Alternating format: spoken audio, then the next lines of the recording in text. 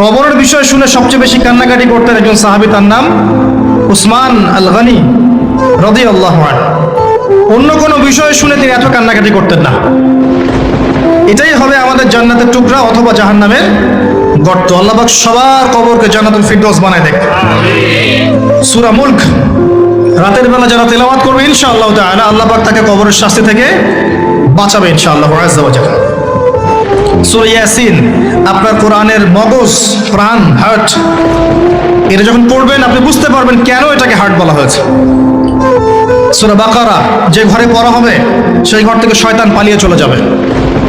আমরা তো বাড়ি করলে হুজুর ডেকে এনে, তাই না, ঝাড়ফুঁক করাই, বাড়ি বন্ধ করি, তাবিজ করি, কত কি করি না, মাশাআল্লাহ। আসল কাজ করি না। একটা জায়গায় উঠেছেন, বাসায় উঠেছেন, নতুন বাসা, সূরা বাকারা তেলাওয়াত করেন। ব্যবসা স্টার্ট করেছেন, ওখানে সূরা বাকারা প্লে করেন বা তেলাওয়াত করেন। সূরা বাকারা যেখানে তেলাওয়াত হবে বরকত আসবে এবং সেখান থেকে শয়তান পালিয়ে যাবে ইনশাআল্লাহ তাআলা। অনেক ফজিলত আছে। সূরা কাফিরুন, ওই যে বললাম 1999 জন মানুষ জাহান্নামে যাচ্ছে, তাদের আমলনামায় কোন পাপটা কমন ছিল জানেন? তাদের আমলনামায় কোন পাপটা থাকতে পারে বেশি?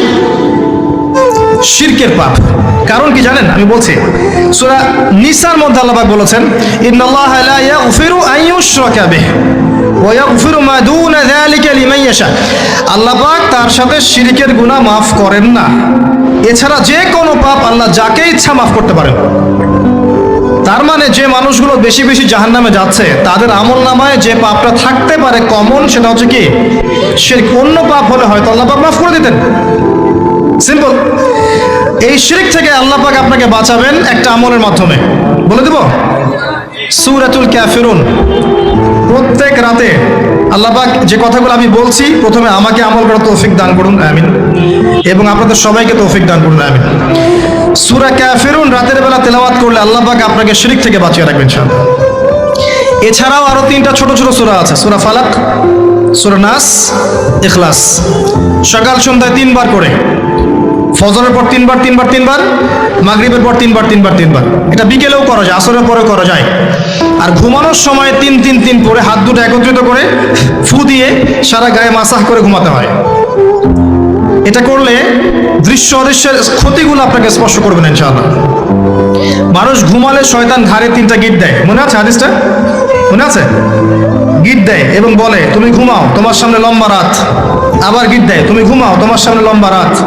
আবার গিট দিয়ে বলে, তুমি ঘুমাও, তোমার সামনে লম্বা রাত।